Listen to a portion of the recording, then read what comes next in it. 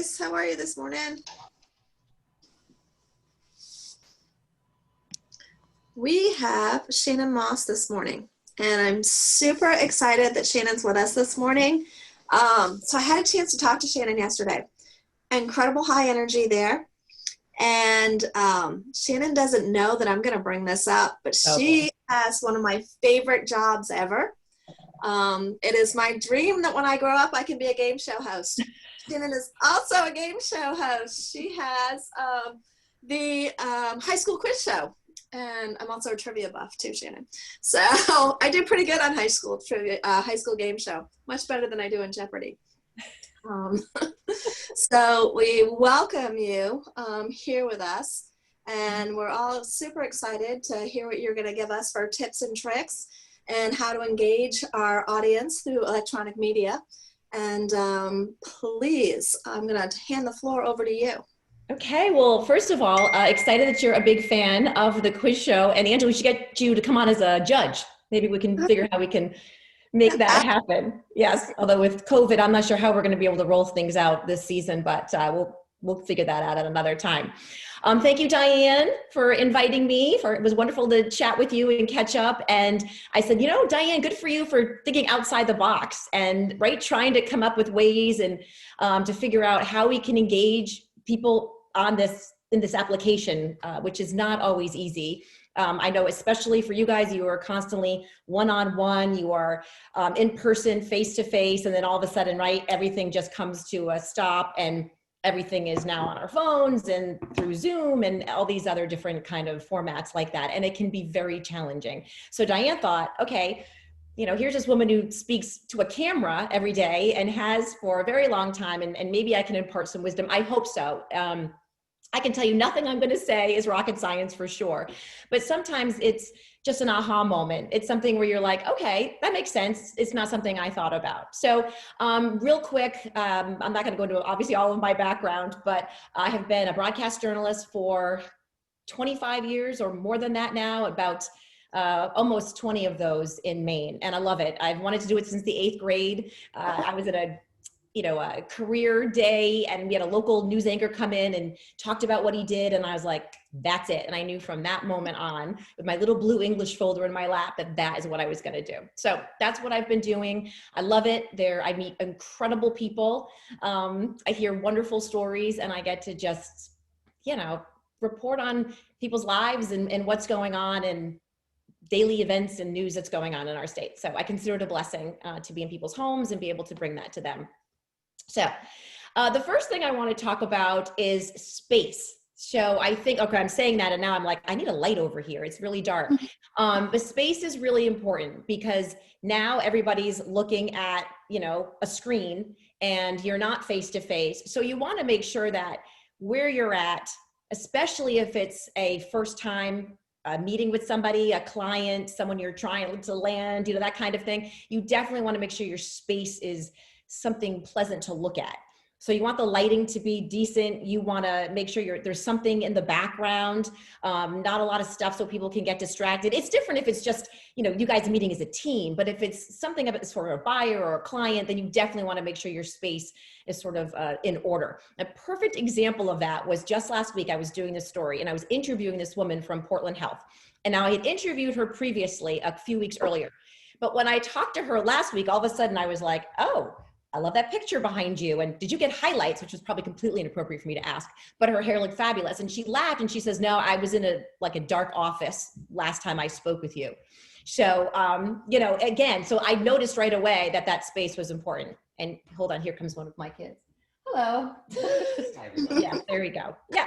So that's another thing I was going to bring up later is you have to realize that this is our reality right now and that things are going to happen, right? Your kids are going to walk through because they forgot that you just told them 10 minutes ago that you had a Zoom call. It's all good.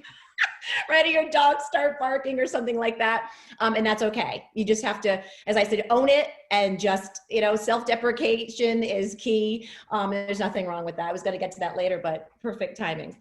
And there he exits. Okay. So anyway, so my whole point about space is just to make sure it's something that's pleasant to look at. That's all. I'm going to move on from that. Second of all, you guys all look great. So just as long as you're wearing something that's Professional. It doesn't have to be obviously a tux or a suit, or because you don't want it to look inappropriate on Zoom. That would look ridiculous. But you certainly want to be in something that's not only comfortable, but makes you feel confident, especially if you're talking to a client for the first time.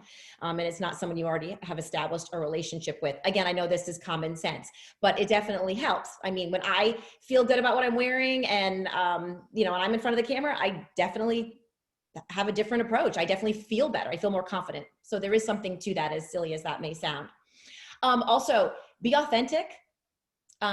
Just be who you are, and you want your personality to shine. It's so easy when you get on a Zoom call or any kind of FaceTime or any kind of interaction like that to kind of let your personality slide and to just, kind of just be still. And that's like the worst thing you can do. In fact, a lot of people say you even want to try to bring it up 5%, although for me, I always have to try to bring it down 5%, but you definitely don't want to shelve your personality simply because you're not one-on-one with them. Like Angela, I saw you do it too. I constantly talk with my hands when I'm in person. Right, always. And I do it on Zoom.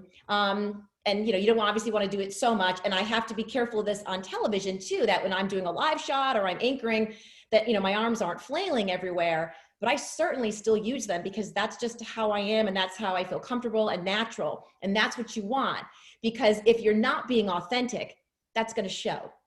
And what's going to happen is people are going to pick up on that, and they may not notice it, but they're going to notice that something may be off. So if you're funny, then, be funny. If you're not funny, don't start being funny. Don't Google jokes and try to all of a sudden entertain people, because that's just not gonna happen.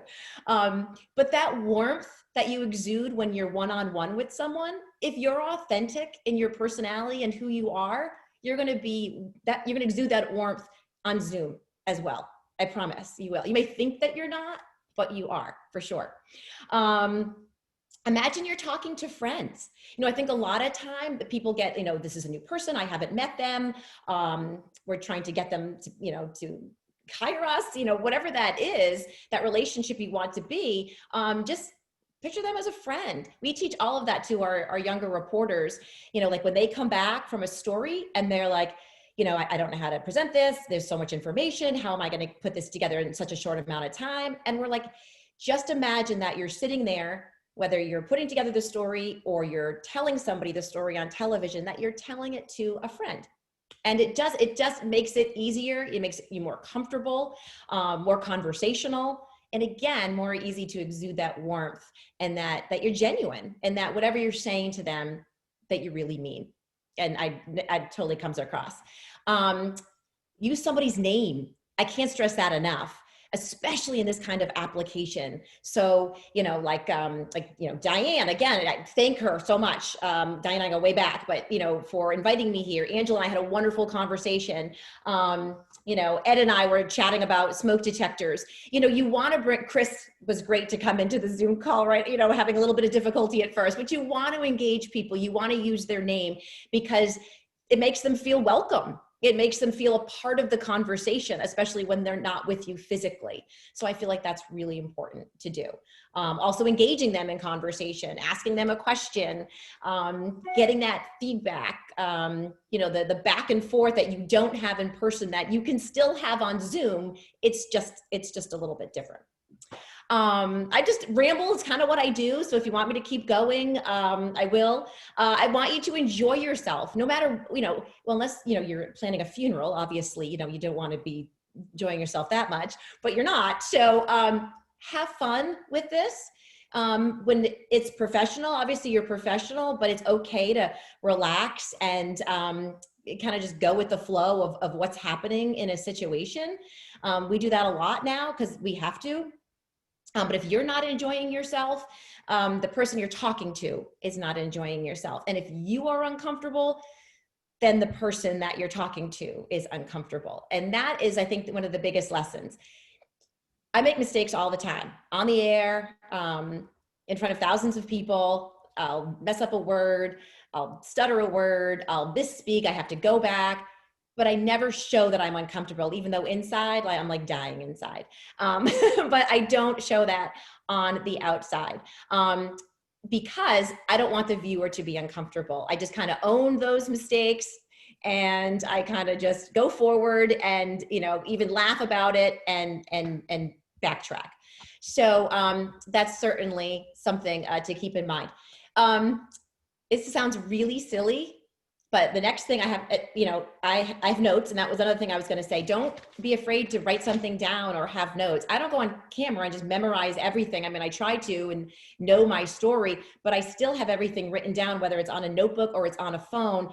And you can't be afraid to look at that. There's nothing wrong with that. It's actually more natural. And the next thing on my list was actually practice. I know that sounds really silly, but the best thing you can do is, even if you can practice with a friend, you can, or one of your colleagues, you could set up a Zoom call between you guys and just kind of, you know, do a presentation or talk to each other, but also you can just do it on your phone. You know, you put on video and then you put it sort of on the selfie mode and talk to the phone. Talk to it like you're talking to a client, like you're talking to a person. And again, I know that sounds silly, but if you play it back and you do it several times, you're going to see the difference. You're going to see the difference in your warmth and your approachability. And when you're speaking, if it's genuine, you will notice the difference the more you practice.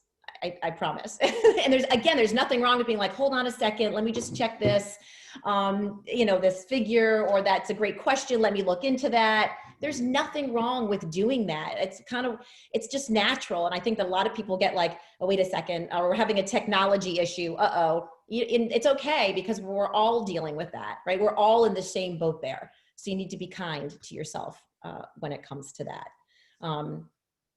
So yeah, is there any questions? I probably have a million more things I could add, but those are the highlights that I really wanted to get across. I'm not seeing any questions coming in yet, but I'm sure that we have them. And I love what you said about the practicing. And I think volume, especially on this, is something to practice as well. So I think that's great, that recording it, so you can tell how loud are you coming across or not coming across, kind of deal, how you sound, is it muffled, that kind of thing. I know I have an audio problem from time to time, so that's always important.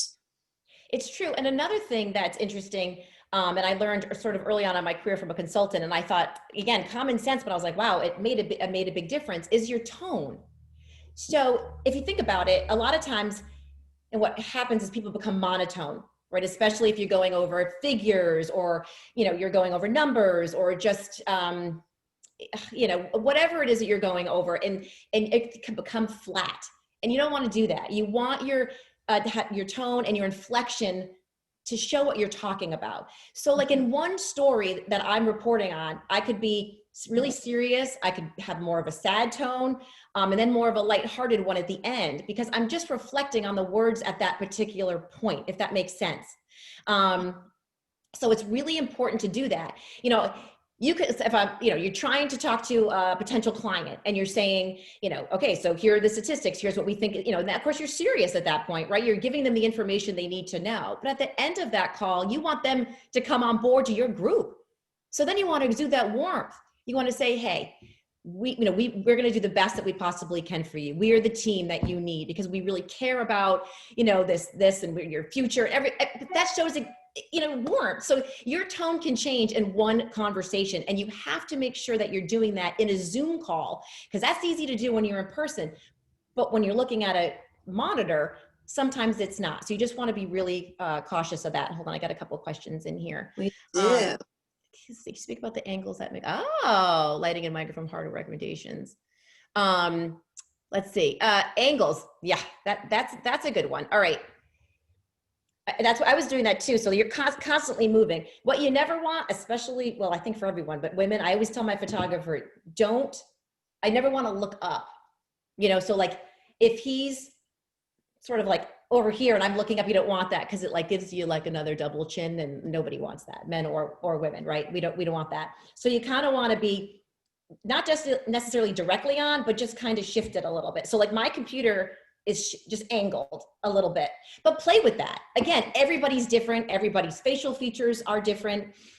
Again, this lighting is horrible. This is the first time I'm using my laptop, because thanks to Diane, I have a new system that's helped with our Wi-Fi. So everything's not on my phone. So I'll arrange that and fix that. But so angles just depend on your facial structure. It depends on the environment and the space that you're in. So just play around with that. Again, I would set up a Zoom call with a friend or a colleague, and I would work those angles. And once you've found what works best, there's no reason why you have to keep moving that around and changing it. I know that someone else asked me about lighting and microphone hardware for Zoom. Let's see. I don't know. It's just I don't really have a microphone. I mean, I'm just using I'm hoping, does my microphone sound okay? Can you guys hear me okay? Yes. Okay. And this is just my regular laptop. They did give the option, obviously, to try to fix that a little bit. So I think that's fine. You can also use earbuds. I've used that when I go live on television now. Everything is just literally plugged into my phone, and I'll have a earbud in my ear, and the microphone works fine that way too. And lighting, if you want to just hold on 1 second. Hold on. Wait till I'll bring you with me. All right, look at this. So I have these 2 lights right here. And I just got those from Amazon, and like $30. That was it. And I needed those because once March hit and the pandemic was sort of really in full swing, we weren't even allowed to leave the house. Everything was Zoom. We used only file video, and all of our interviews were just like how we're doing it now. In fact, we haven't been allowed back in the newsroom since March. We're considered outdoor cats, I guess is the way to say. We're not allowed back in yet. We have been fortunately starting to go back out, interview people socially distanced wearing masks. But anyway, so you can pick up one of those lights. If you go to Amazon and just Google lighting or selfie lighting, and all these people that are doing vlogs and blogs and podcasts. So they sell a whole bunch of this stuff, and it's really inexpensive and good quality on Amazon, easy to use. Ring lights. Yes, ring lights. Great. That's exactly what I have there. And the buds, AirPods, any of that works great. It's amazing what you can get for really, not a lot of money that really ups your game. But I'm telling you, lighting is key. Lighting is everything. Especially in your business, right? I mean, you want everything to look good, to look polished, So if you can get some lighting, it's, again, really inexpensive, and it makes a world of difference. Like this is upsetting me here because it's not bright enough. But when we're out doing stories, that's the same thing with the photographers. It's all about lighting. Where we put the person we're interviewing all depends on the lighting. Where I'm put, usually we get blinded because they need the sun in our face. They come with lights. Lighting is key for sure. If we got anything else here. Let's see anything. Shannon, are you finding that people in general seem to be more accustomed to doing something through Zoom now? It's not as frightening as it was when you first started doing that? Angela, that is the best question, because you're absolutely right. And I have to tell you guys, technology is not my friend. It scares me. I don't like it. It's a joke in the newsroom that anytime I walk near anyone, like their computer shuts down, IT is like, oh, Shannon's calling. So it's kind of a running joke. So when this all happened, I was actually quite nervous. Like, how am I going to do this? How am I going to do my job? I had never done Zoom. I had barely done a FaceTime call. So I was in the same boat with all of you guys who weren't familiar with it, and a lot of other people.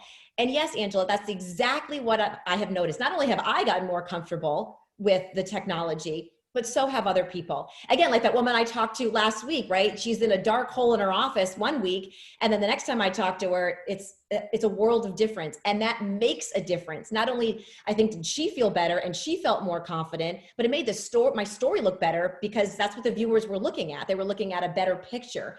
So yes, absolutely. And I think this is going to be the way things are going to be for a while. So the more that we can adapt to this method, to this application, I think the better off we're all going to be in the long run, because business still needs to happen. We still need to go forward. So the more that we can practice and the more that we can embrace this, the better off we're all going to be for sure. Super. I have another agent who's also asking, can you help someone? And I just said, that's mine, right? So how do we stop with those words, those spacers, those fillers that we use? That's very difficult. And I do it too, especially in these See, it's very difficult. It's not easy at all. Fortunately, when I'm actually on the air, I don't do it as much. But when you're in sort of these more casual settings, it's very easy to do the ums, the ahs, the and it's going to feel awkward. But sometimes the best thing to do is just be silent instead of the ums, to not say it. So sort of pause, look down, you know, if you need to think about what you wanted to say, or you were trying to where was that? No, it's okay to just stop, pause, look down, and then continue on. But that takes practice. And again, the best way you can do it, turn on your video and just talk to it, or have someone else video you too. It doesn't have to be you looking at your face while you're doing it. It just works just as well if someone else is doing it for you. But I'm going to tell you, it's not easy, but with anything, practice, practice, practice makes perfect. Right. So then I love this next question too. Thank you for that. Tips on colors, makeup, background colors, clothing colors. You know, you're wearing my favorite color today, so black is the color. Navy, well, it looks black, but it's navy blue. Yes, colors are important, very important. For television, we're always told, and so basically this is the same now, right? Whether you're on a monitor or you're on TV, it's almost the same thing. So normally we wear bright colors, but you also have to wear colors that match you. You know, you hear of like, I'm a fall, I'm a winter, I'm a spring. There is something to that for sure.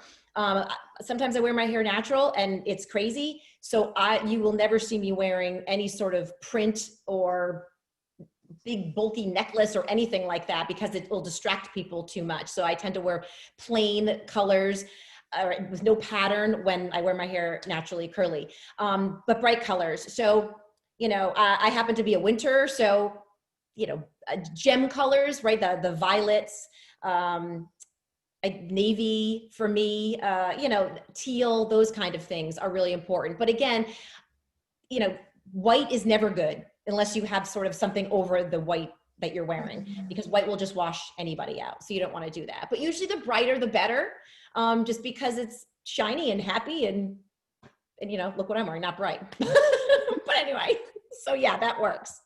So I just talked about something else. Oh, sorry. Thought that was a question for me. What was the other color? Was it makeup? Someone didn't ask about makeup, did they? Yeah, they did. Oh, they did ask about makeup. Yeah, you know, I would definitely if you wear makeup, you want to wear a little bit more makeup.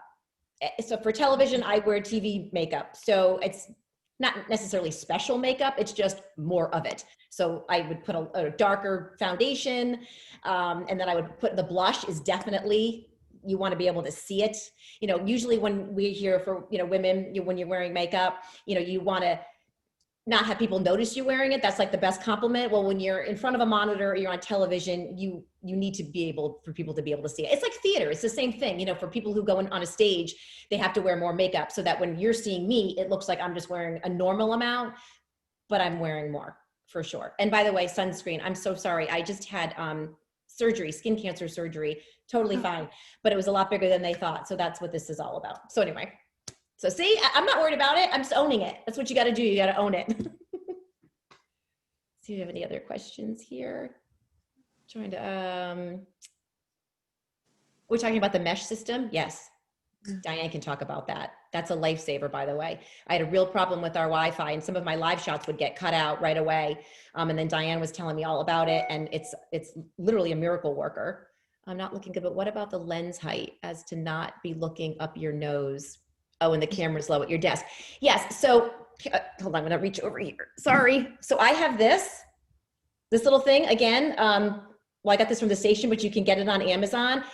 These are tripods. And again, they sell them with lights attached. They have tall ones that you can put at all sorts of different angles. This is just a tabletop one, but they also have tabletop ones that can go up and down. So you can, you know, put your phone there if you want to do Zoom on your phone. I've done that. It works well. You just can't, it's harder to see everybody and it's harder to see the comments, but that works wonderful. And my laptop right now is on 2 cookbooks. So don't be afraid to move your computer make it the angle that you need it to be. You know, tip the screen, put it up higher, get a different chair, whatever you need. I have a stool over here that I use when I do my live shots because it's just a better look. It's a better angle. And it took us like 4 times to try to figure out what was the best one. And again, that's what Angela said, like there's nothing wrong with practicing and going through all this before you're actually in that moment. And you're like, crap, it doesn't really look good.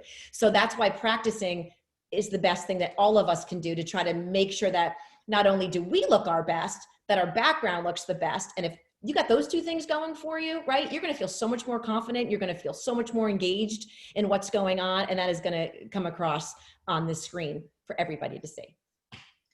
So Shannon, I've got a question for you because I saw a fellow doing this the other day, and I go back and forth. Do you find having something with your notes on it more at eye level near your computer or on your desk so you're not constantly looking down, but reading comes across very bad as well? So Yes. how would you say to make someone seem a bit more engaged with that? Yeah, I would say eye level. In fact, it's funny. This is the first time that I've done anything like this. So this was, again, all new to me. And when I sat down, I was like, oh, you know what I need? I need something that would be eye level to have my notes at. That would be really helpful. So yeah, so you're not looking down. Again, it's not like it's going to make or break something if you happen to be looking down, you know, or even bringing something up. So I'm going to, you know, let me just check this right here. I mean, there's nothing wrong with that honesty. And because I think that comes across to people as, oh, look at that, they're owning it. Like, oh, they're grabbing their notes, you know, but if you want to sort of be as polished as you can, then I would put them over here. But again, it's what everybody feels comfortable with, right? Because everybody's different. You know, for instance, there are some reporters now, because the younger group, everything is done on their phone. They take notes on their phone. And I don't. I'm still longhand on a notebook because that's what makes me comfortable. I tried doing it on my phone and it just doesn't work for me. So you have to do what works best for you. If you have your notes up like this, but you're not comfortable, then that's a moot point then, and put them back on the table. So that makes sense. Well, good. Thank you. Just thank you so much for sharing all of your insight, tips and tricks, and the knowledge and years of experience you have with this. Appreciate you coming to be with us so much. Everybody watch News Center. Check out Shannon. Thank you guys so much. You guys are all awesome. Thanks for having me this morning. Thank you. I'm going to thank you again. I'm going to turn this over to Ed now. And Ed's going to tell us about our headliner that we have next week, coming up next Wednesday, who is a friend of Ed's. Well, thank you, Angela. So, you know, one of the super exciting things that we're doing is this whole series of events over, you know, it started today and goes 2 more weeks.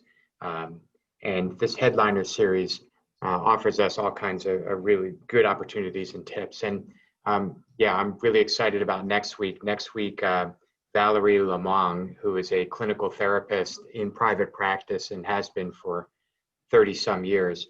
And I was talking to her one day. I've known her since we were teenagers, and so don't do the math.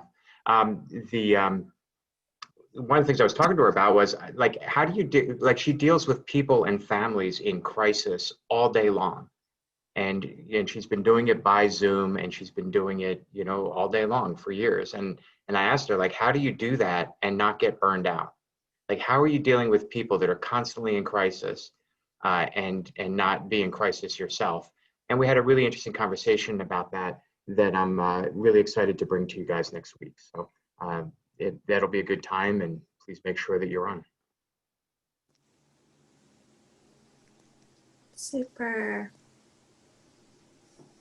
That is great.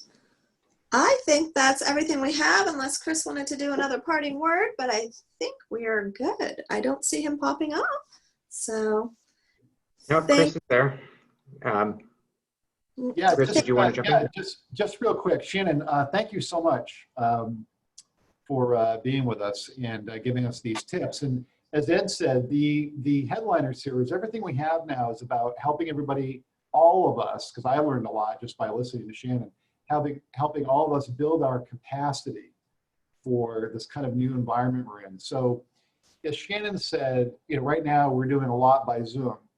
Now, will we always do everything by Zoom? No. So right now we're in kind of one extreme. It will bring its way back to the middle where we'll have more in person and things like that once we're kind of out of this event. And so nothing is always everything, and nothing is always forever. However, but this will be part of what we do in our daily real estate practices, and mortgage and title, right? And insurance. This will be part of what we do going forward. It won't be all of what we do like right now. We're doing so much of it. And then how we develop our capacity.